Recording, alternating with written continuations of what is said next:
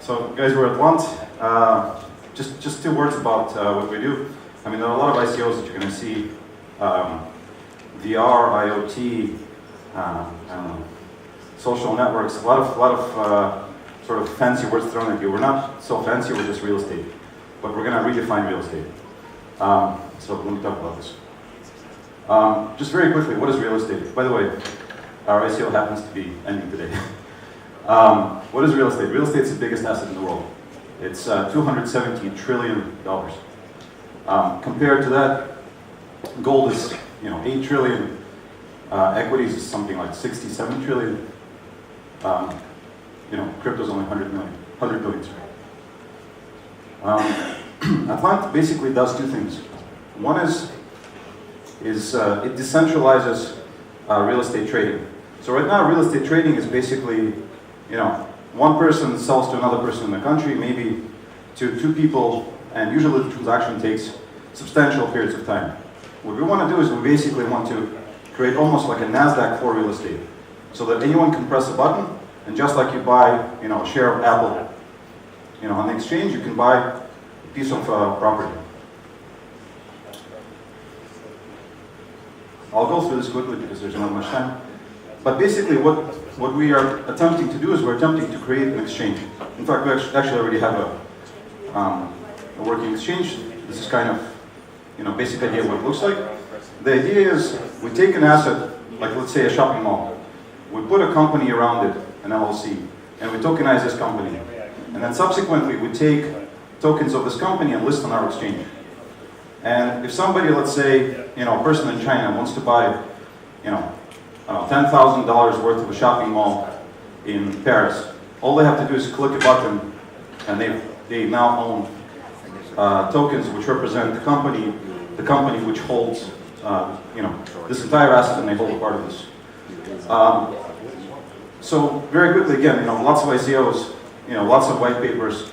We don't just have a white paper; we have working code. We have an exchange. We have also, running through this very quickly, we have also basically a P2P platform built. You can find it on your Android Google Play. So something similar to Airbnb, but completely centralized. And we have basically a wallet which is meant for property tokens traded on this exchange. So just very quickly about P2P rentals. Right now you have Airbnb, you have Booking, you have sort of, lots of services. What we do is something which is completely the same, but without the middleman. So in other words, for the user, the interface is the same. They don't have to use crypto, they can use fiat. They can use crypto to make it a little cheaper. Everything is user-friendly, but the idea is there is no middleman. So currently Airbnb takes out 30% from the combined renter and rentee. We're able to basically get rid, make this 3 to 5%. Just quickly, this presentation is quite long, but quickly go through the math. You can't see it here. This is sort of a paper by Goldman Sachs. They're saying that Airbnb itself should use decentralized systems, and that using decentralized, essentially, really P2P rentals growth will be twice-fold out to 2020. On the left, you see Airbnb's growth. It's already phenomenal, this. But it can go much faster. And so again, to take a step back, on our platform, the platform that we have sort of P2P rentals and also tokenized property. The token holders of the ICO that we're conducting actually benefit from both. This is sort of quickly how we work. So essentially we have, and by the way, this is already built out, so this is not vaporware, this is real. We basically have our data store, which is plugged into, it's immutable, it's hashed into the Ethereum network. Hang on 1 second. Essentially, I've left some flyers, and you can swing by. I'll explain sort of more specifically how the schematic works. But essentially, the idea is we're not reinventing the wheel, both in P2P rentals and in tokenized property. For instance, in tokenized property, the property is managed in the same way. Everything that, in P2P rentals, again, you rent your property in the same way. Nothing happens, nothing changes for a real person. In terms of, they don't have to adjust to crypto, they don't have to write any code, they don't have to understand smart contracts. the system works in a simple way. So I have little time, I'll talk about sort of my team a little bit. So that's me. I basically spent about 15 years as a banker, trader, analyst, various hedge funds and investment banks. Neil did roughly the same. And Dennis is our CTO, who's built several exchanges similar to the exchange that's going to be put up in Gibraltar. This is Dennis's team. They're quite young guys, but they wrote most of our code. So basically, we have, again, fully functioning exchange, property wallet, etc. These are our advisors. Greg basically founded Knight Frank in Russia. Natalie runs currently a $2 billion portfolio of real estate. Oleg works for BLP, who are top-notch lawyers in the UK who did Shard, half of Canary Wharf, etc. And Julian, I guess same name as mine. He's basically a lawyer that's done a lot of ICOs in the United States. These two last guys are lawyers, so essentially we have legal opinions actually that we have a utility token both in US, UK, and European Union. And we have some representation in other places. So for instance, Joe, genuine rocket scientist who actually represents us in Hong Kong, mainly for sales reasons. And Bill is in London. And quite a few more other guys involved who I don't have time to mention. So quickly, do you have any questions?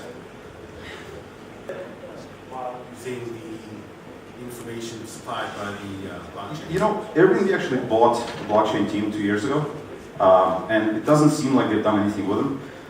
So our thinking is, look, obviously they're not stupid.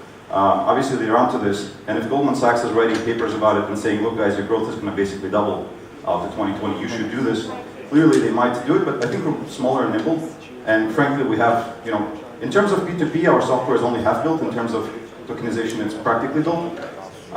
In terms of our timeline, out to March, we'll build everything. So, we want to be first to market. Look, I'll tell you another thing. Everyone, this is an interesting fable. So people talk about, 10 years ago, people talked about, oh, Linux is going to replace all desktops. It's going to be, it's the best operating system, etc. And where is Linux now? Well, most people will say nowhere, but in reality, your iPhone has Linux, your Android has Linux, your toaster probably has Linux. Most people just don't know about it. And so, this is what you need blockchain to be. You basically need people not to think, oh, well, this is on a distributed network, this is, mutable, blah, blah, blah. They just want it to be easy to use. And that's what we have, that's what we're building. Just a little bit cheaper and, better. You can ask one more question if it's real quick. Real quick. Yeah, technically tokenized ownership and rentals. Which is your focus? So we found, a lot of people ask this question because they say, well, you're doing two disjoint things. Essentially, if you look at other real estate like things, so for instance, Julian, sort of a marketplace, they do both. We found in terms of technology, 70 to 80% of the technology actually overlaps. So all of this runs on nodes, and the technology in terms of kind of interoperability is practically the same.